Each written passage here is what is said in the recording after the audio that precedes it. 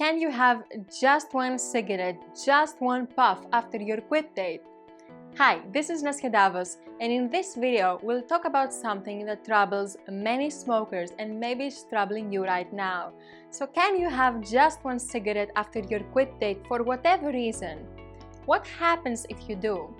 Is there such thing as just one cigarette? And what are you supposed to do if you're watching this video and you already smoked one? We're gonna answer everything in this video, and knowing how to navigate this very common thought of just one cigarette can help you protect your quit, so stay tuned.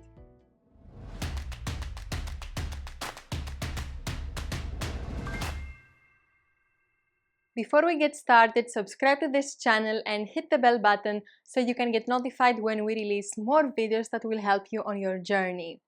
So just one cigarette is a very common thought. It's a very common craving thought, because cravings are just positive thoughts about smoking that create positive feelings about smoking, and this is one of the CBIC method principles.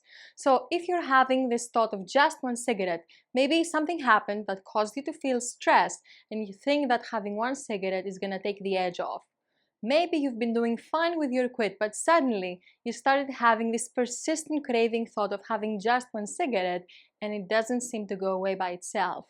Or maybe you're feeling great, you feel you beat smoking, and you want to check, you want to make sure.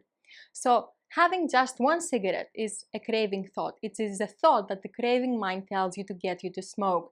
If you want to know how to overcome mental cravings, manage emotions and withdrawal, I have other videos where I go in depth in those topics, so make sure you check them out. In this video, I want us to do a thought experiment. So the craving mind is telling you, have one cigarette. I want you to imagine that you smoke one. What happens next?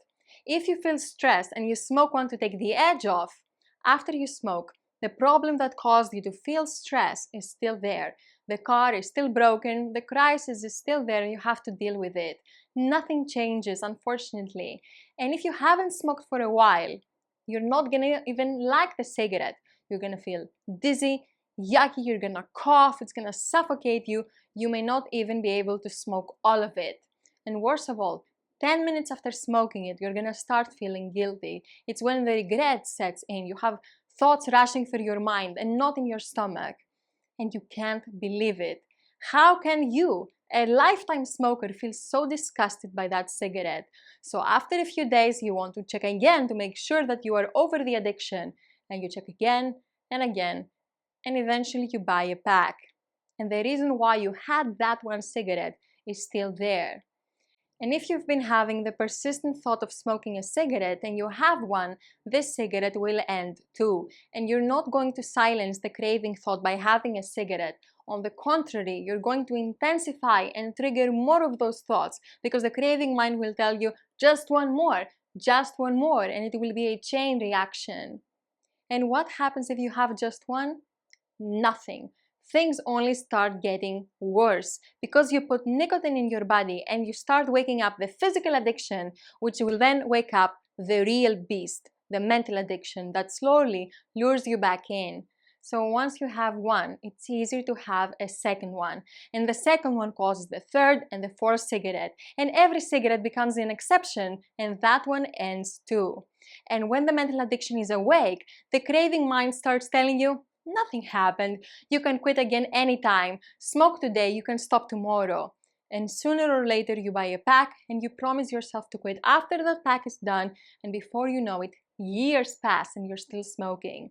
That's why I always say the first no is the easiest. Every time you smoke, you're closer to smoking the next one. With every cigarette you smoke, it gets a bit harder to say no to the next one.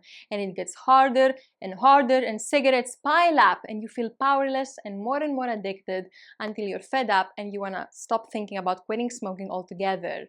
So the first no is the easiest. And like our members say, one is too many and 1,000 is never enough. So what I want you to do is to think further ahead. What happens after you smoke that cigarette? 10 minutes after smoking it, you're gonna start feeling guilty, and eventually think further ahead when you're back to smoking and you promise yourself you're gonna quit again, and months, years pass until you try again and you regret that you relapsed. You remember how much better it was when you were smoke-free and you were feeling healthier and more confident and you were proud of your achievement, and it feels so hard to try to quit again. And eventually you try and you quit again, and you find yourself in the exact position you're in right now. You have quit again and you're encountering the very common craving thought of having just one cigarette. So why run in circles? Why spend the years that you could be healing trying to quit again? And if this has happened to you before, if before you said do just one cigarette and this caused you to relapse, why should things be any different now? They won't. You're in a wonderful position to be free from smoking. There's no looking back, only looking forward. If you have one, it will only bring you again to this moment, so why go through all this again? Now, what if you're taking a puff once in a while? Well, if you do that, you're torturing yourself, because this is keeping you stuck in between your smoking life and your smoke-free life. It does not allow you to transition because you're in a constant state of withdrawal, constant state of cravings and stress and willpower. And every puff, every cigarette causes the next set of cravings, and every no becomes harder. And eventually something stressful will happen in your life and you're not going to have the mental energy to handle with that stressful event and keep your smoking at a minimum. So you will give yourself permission to go back. Now, if you want to know how to let go, if you're stuck smoking a few puffs a day and you want to know how to let go and how to move forward, make sure you check out the foundational video of the CBQ method. It can help you start your quit smoking journey. It can help you overcome the mental addiction and get unstuck. Now, what I want you to understand and take away is that the cigarette, what makes a cigarette tempting is thinking about the next moment, the moment of you smoking that cigarette and feeling relief, the instant gratification. But the temptation goes when you think ahead. So next time you think about smoking, don't just see yourself smoking. Instead, create a bigger, a longer movie in your mind. Think of how you will feel 10 minutes after smoking, the guilt and the regret that sets in, how one cigarette will lead to more, and how you will struggle to quit for a long time again, and maybe even smoke forever. Think it through. Think how nothing will change if you smoke. Everything will be the same, except that you will feel worse than before and start the addiction again.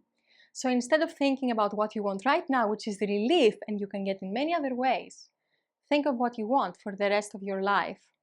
So, what can you do?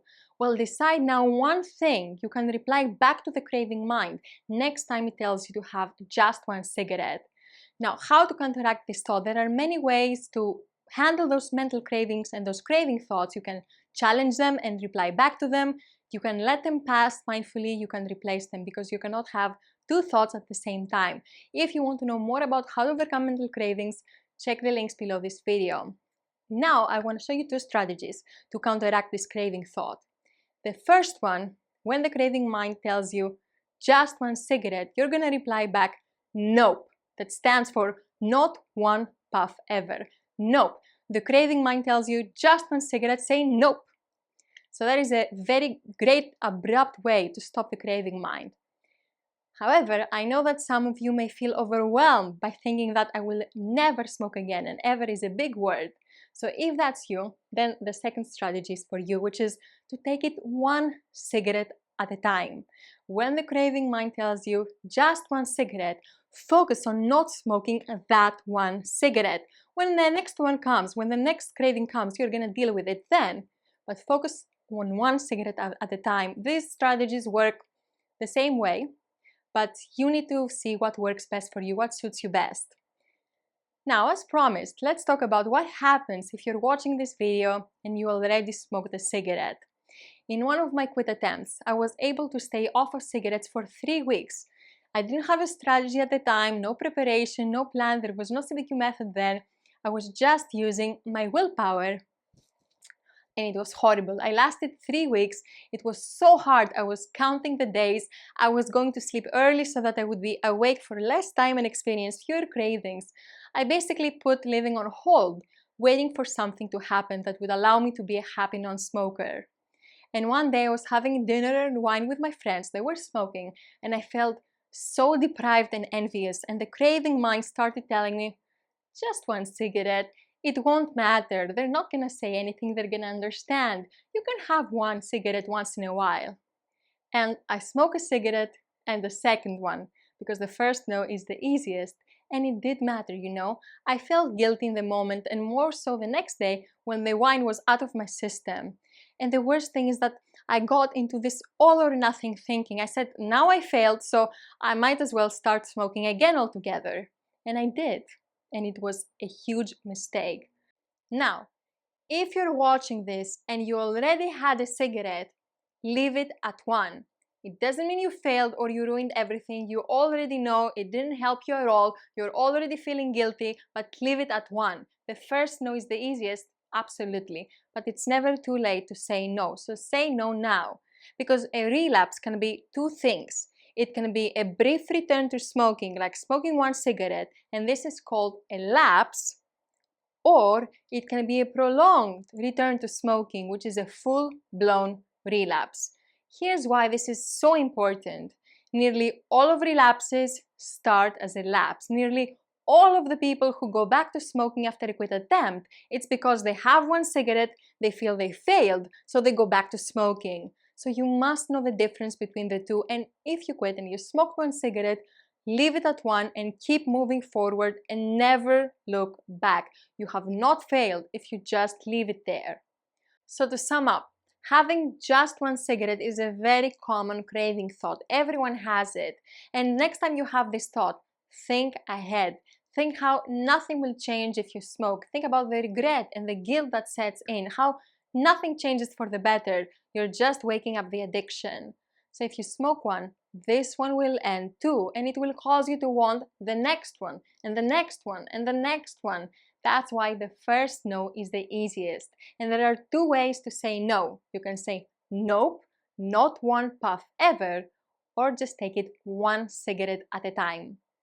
Now, if you haven't quit smoking yet, or you recently relapsed and you want to quit easily, you need to change how you think and see smoking, which means overcoming the mental addiction and, of course, taking control of your craving mind. This is what the CBQ method helps you with, to overcome the mental addiction. And, of course, this is helpful even if you're watching this and you have already quit. You can always overcome the mental addiction. The CBQ method has helped thousands of people. It's the same method I talk about in my TED Talk, and it helps you take control of your mind because it has 4 quit smoking stages. So if you want to know how to get started with the CBQ method, why it works and why it can work for you, we created a free video where I put all the information you need to get started with the CBQ method, which is the foundational video of the CBQ method. So the link is in the description, make sure you get it, and you're also going to get a free PDF starter guide for the CBQ method.